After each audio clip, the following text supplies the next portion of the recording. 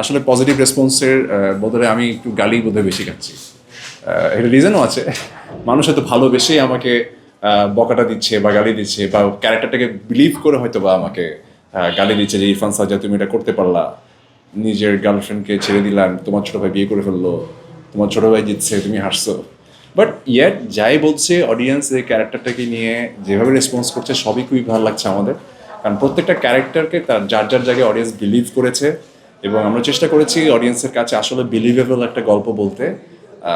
সত্যি বলতে যে পরিমাণ রেসপন্স আমরা পাচ্ছি, আমরা সিরিয়ালটা শুরু করার আগে এই স্বপ্নটাই দেখেছিলাম যে অডিয়েন্সের কাছে আমরা পৌঁছাবো এবং এই গল্পের একটা ফিক্সড ফ্যান বেজ আমরা তৈরি করতে পারবো। এবং আলহামদুলিল্লাহ মাত্র 10টা পর্ব গিয়েছে, বাট 10 পর্ব যাওয়ার এই কম সময়ের মধ্যে আমার কাছে মনে হয় যে এটা আমাদের গল্পের একটা হিউজ ফ্যান বেজ আমরা তৈরি করতে পেরেছি।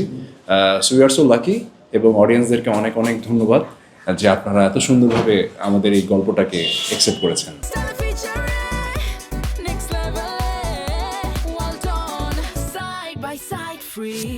আপনারা যেমন এটাকে পজিটিভলি বলছেন বা দর্শক যেরকম চাচ্ছে অনেকগুলো পর্ব, বাট এটা সত্যি কথা বলতে কি, এটা আসলে আমার কাছে মনে হয় যে গল্পটার প্রতি ভালোবাসার জায়গা থেকে সবাই এটা বলছে। সো যেটা বললেন যে অনেক সময় গল্পের ধারাবাহিকতা থাকে না, সত্যি বলতে এই গল্পটা যখন থেকে প্ল্যান করা রাজভাইয়ের, তখন থেকে আসলে এটা শেষ পর্বে কী হবে সেটাও আসলে আমাদের ডিরেক্টর রাজভাইয়ের ডিজাইন করা, এবং এখান থেকে এক পর্বও কিন্তু উনিও বাড়াতে চান না, আমরাও আসলে চাই না।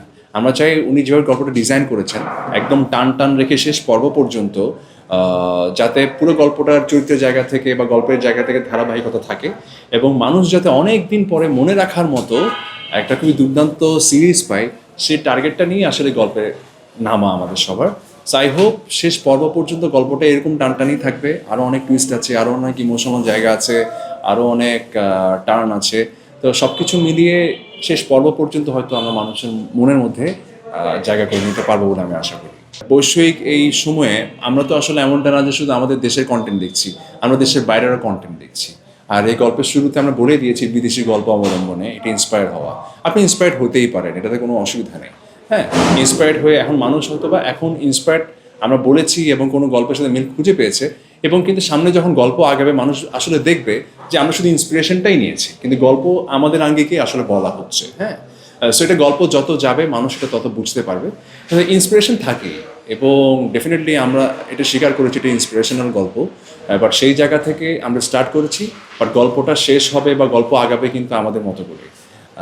সো আই হোপ মানুষ যত দেখবে ততই ডিফারেন্ট জিনিস দেখতে পাবে।